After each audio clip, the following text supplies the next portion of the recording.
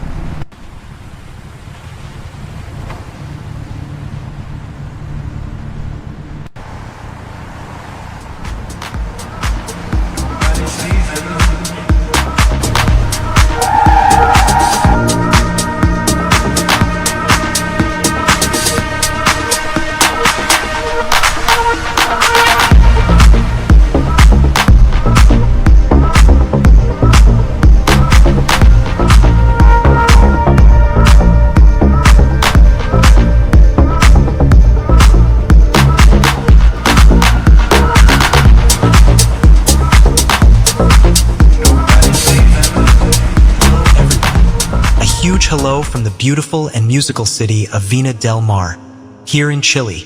I'm Luis Mariano, and today I want to tell you a story that will change the way you listen to music forever.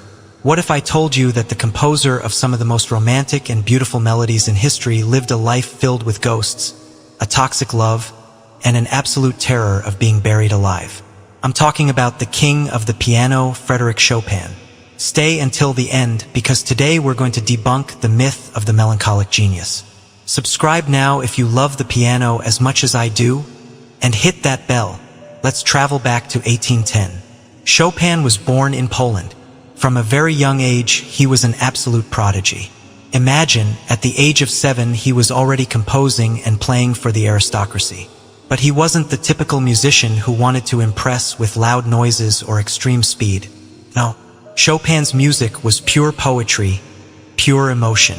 At 20, he had to leave his beloved Poland forever because of the war, taking with him a silver cup filled with soil from his homeland. He arrived in Paris, the cultural center of the world at that time. But here's the incredible part. Unlike Franz Liszt, who filled stadiums and was the first rock star in history, Chopin was terrified of large concerts.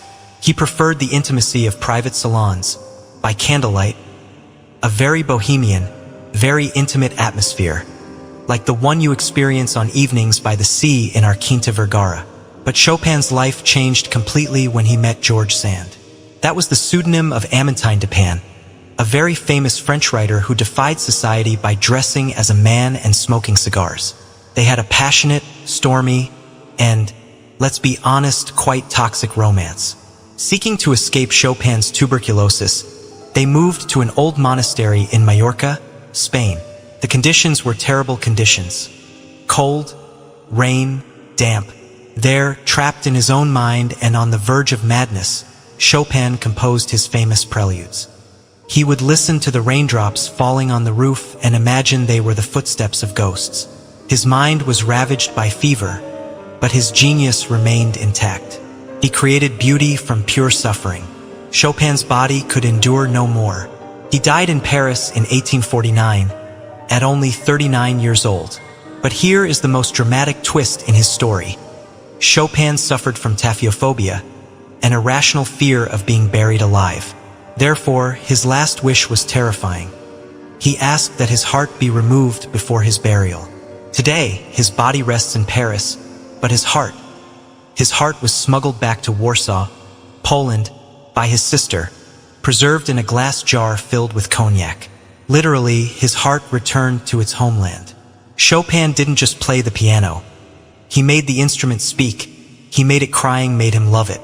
For me, as a pianist from Vina del Mar, every time I place my hands on the keyboard to play his work, I feel that mixture of pain and absolute beauty. What's your favorite Chopin piece? Let me know in the comments. I'll be reading and replying to them all. If you love this story, give it a big like, share this video with your friends, and subscribe so we can continue discovering the magic of music. A huge hug from Vina del Mar, and see you in the next video.